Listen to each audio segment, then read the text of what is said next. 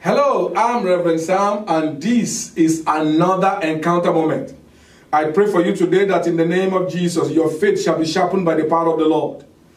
That as the word of God go forth today, the word of God will go forth into your life as two-edged sword, separating you from whatever it is that does not help your faith to be strong in the name of Jesus. I pray that this day, whatever the enemy has attached to your destiny, as I speak in the name of the Lord, there shall be a separation by the power of God in the name of Jesus. The same way the power of God separated the people of Egypt from the people of Israel when they were in the Red Sea.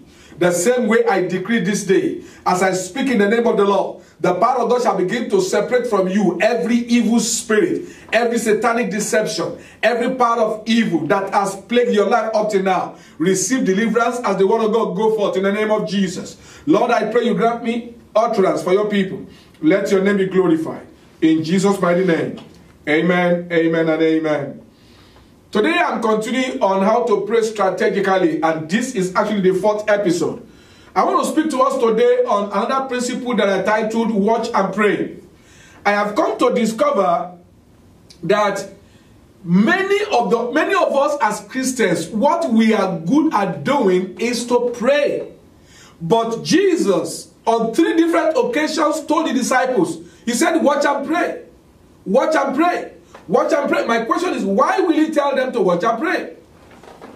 Now, in the book of Matthew chapter 26 and verse 41, Jesus was speaking to disciples when he was about to go back to heaven.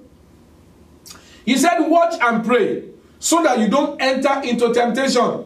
The principle I want us to note is watch and pray. In Mark chapter 13 and verse 33, Jesus said, take ye heed, watch and pray, for you don't know the time when the Son of Man will come. And in the book of Luke chapter 21 and verse 36, he said the same thing. He said, watch ye therefore and pray always. Now, what I want us to note today is that one of the secrets of strategic praying is not just to pray blind prayers, but to watch the progress of your prayer. Our God is a God of process. Many a time we ask him for things, but he's not going to do everything at once. I mean, don't you think that it's possible for God to have created heaven and earth in one day? Whatever made God to create heaven and earth in 6 days, it means that certain things need process of time. But when you look at God's process of creation, you discover that he created certain things on the first day. And the Bible said, and God see and said it is good. And then the second day, he did some more things. And the Bible said, and God saw that it was good. That means God was not just making things blindly, he was assessing his work. And in the same way also, when you are praying to God, be assessing the answers to the prayer. I mean, if you pray to God, like I've been saying to you the last few weeks, if you have been praying to God and you believe that God answers your prayer, then you should be looking out for the manifestation of the answers. It's like when a woman is praying to get pregnant, and you are sleeping on the same bed with your husband, you are having your matrimonial relationship, you will always look forward to missing your period. You know, because you expect that you will get pregnant. The same way a woman expects to get pregnant, that is the same way God expects us to watch while we pray. So, are you a watchful prayer person? You know, in the book of 1 Kings chapter 19, after Elijah called down fire, and then he went to the mountain to go and pray, because God told him in verse 1 in chapter 18 that go and show yourself to Ahab and I will send rain. That's what God said to him. And so what he did was, after he has called down the fire, he told Ahab to mount a chariot and start going because it's going to rain. Before he prayed, he told King Ahab it's going to rain. Now, he didn't just talk. He went to the mountain. His servant was there. And the Bible says he bent down and began to pray. And as he was praying, he will tell his servant, go and check the sky. The servant went the first time and came back and said, Master, everything is dry. There's no sign that there's rain. He didn't give up. He kept on praying. He kept on praying. Go and read chapter 19. Firstly, chapter 19. He kept on praying and kept on praying and kept on praying. And he said to the servant, go back and check. And the servant came back again and said, Master, there's nothing. And he kept on praying until the 7th time. When the servant went, servant said, my master, I see cloud, but it's as a small child's hand. Elijah said, that is the sign I need. That's the sign I need. Oh yeah. Rain is going to fall. And in a process of time, the whole sky was full of cloud, and rain began to pour. Elijah was praying, and at the same time he was watching. You and I also must start learning how to watch and pray. If you are praying to get a job, for instance, a good job, for instance, you should go online, make phone calls, go out and look. Keep watching. If there's a particular kind of job you are looking for, you keep looking. You know, as you are praying, you'll be looking for the door that are opening up. Sometimes you think that you want to walk in this direction, but God knows that for the sake of your future and your present circumstance, this is the direction that is going to work well for you. And as you are praying, you are looking at this direction. Doors are being shut on this direction, but you are seeing doors open on this direction. This is the way I live my life. I go towards the area where I see doors open, because I believe that when I ask, God has answered. And Jesus said, ask and you shall receive. Seek and you shall find. So the area where I see door open is where I go. Maybe you study a particular course in the school, but you discover that all the opportunities that are coming across your way is not in line with that course that you studied. But there are open doors in another direction. Why don't you pursue that direction? Somebody said, no, that must be the devil. Did you ask the devil to give you an open door? I mean, this is the way I look at it. If I ask God to give me a particular thing, I believe that God is one opening the door. And I know that because I believe that God is one opening the door, I don't think God will open his eyes and allow Satan to open door when I'm expecting God to open door. No. God will make sure that Satan does not come because I put my faith in God. So you've got to set your priorities straight. That's the way I live my life. Whenever I am desiring something, I'll begin to pray. And as I'm praying, I'm watching. I'm going out, I'm watching, I'm looking at circumstances, I'm looking at situations, I'm looking at the door that are opening up, I'm looking at the idea that is popping up in my mind, I'm looking at the suggestion that is coming to me, because God can use anything to answer your prayer. So you have to start watching and praying. Maybe you are praying for your family, for your marriage to be peaceful. Why don't you start watching what your husband likes and what your husband does not like, and stop doing what he doesn't like and start doing what he likes?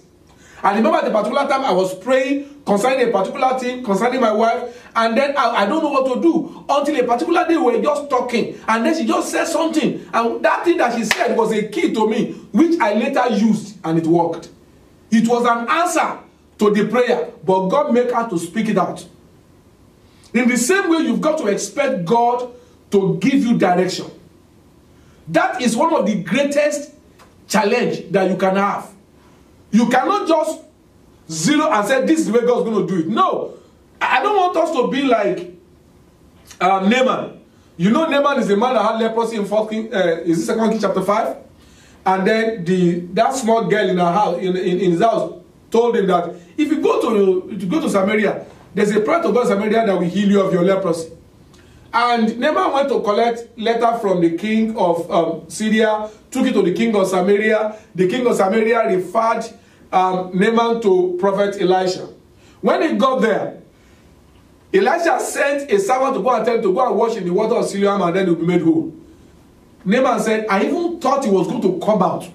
He was going to lift up his hand and call upon the name of his God. He was going to strike the area of my leprosy, and he was going to clean it. Naaman had a mindset, but that was not the way God wanted to do it. Naaman was almost walking away. Thank God for the servant that said, my master, if the prophet has asked you to do something more difficult, won't you have done it? Instead, he said, just go, dip yourself in the river and be made whole. And he listened. He went to go and do it, and lo and behold, he got the result he needed, a clean skin. The Bible says his skin became clean like that of a little baby. but he set his mind on how the prayer will be answered, but God did not use that. And I also want to encourage you today that as you are praying and trusting God for the way out, stop zeroing the way God will answer. Don't think that because you are praying for provision, God will have to use that person. No, God may choose to use another person. In fact, I learned a very hard lesson as a servant of God. Many years ago, anytime I am thinking that God will use this person for me, that person will not do it. It is another person that I least expected that God will use. From that time, I know God started telling me, stop putting your trust in men, start trusting me, ask me what you want, I'll use whoever it is that I decide to use. And from the time I started doing that, I stopped having problem. I therefore pray for you today, that in the name of Jesus, I pray that your heart will be circumcised by the power of God. That you begin to walk in faith. You begin to watch and pray. In the name of Jesus. I see what looks like cloud before somebody. But I heard in my spirit, it's like dusty cloud. That means that you are having confusion in direction. I command that cloud to give way. In the name of Jesus. You foul spirit that is deviating the direction of this person, I command you out of his way in the name of Jesus. I pray that this day direction will begin to come to your mind as you pray to God. God begin to open your eyes to see what he's doing and the way to go about what God wants to do in your life in the mighty name of Jesus. Is there anyone that is confused? I pray divine direction will come for you in the mighty name of Jesus. The impossibilities among men will be possible to you in the mighty name of Jesus Christ. God will set men along your path to help you in the direction you're supposed to go in the name of Jesus. And to those who are setting their trust in men, it is written, woe to that man that put his trust in another man. I rebuke that spirit of doubt that you have towards God in the name of Jesus. I pray that the Holy Ghost will help you to build your faith in God so that you can start trusting him from now in the mighty name of Jesus. And everyone sick in your body, from the crown of your head to the sole of your feet, I give you healing in the name of Jesus. I rebuke the spirit of infirmity and make you whole. What the Lord has given to me, I give to you right now. In Jesus' mighty name. Amen. Amen and amen. I'm so glad I'm able to come your way today again. I want you to send me mails, send me text messages. Let's know what God is doing in your life. And I'd like you to know that I'd like to join our Refiners Fire Prayer Network. It's a prayer network that is dedicated to men and women who love to pray. It's a prayer network where we believe that God answers prayer. Are you a servant of God, worker in the church, pastor's wife? You have the call of God in your life, or you just love to pray? I invite you to join us. Now, the point is this. For you to join us, you have to send your name and your phone number to the email or the phone number on the screen. And as you do that, we will send you the venue and the time, because the prayer meeting holds once in a month and it's on Saturdays. And as you join us, God of heaven will bring clarity to every confusion of your life in the mighty name of Jesus. Someone is watching me, you felt in your spirit, man, that God is leading you to work with our ministry. Contact me through that phone number. Send me text message. Don't call me. Just send me text message. I'll call you back. I've got to go right now because time is not on our side. But I'm sure that God has done a great thing in your life.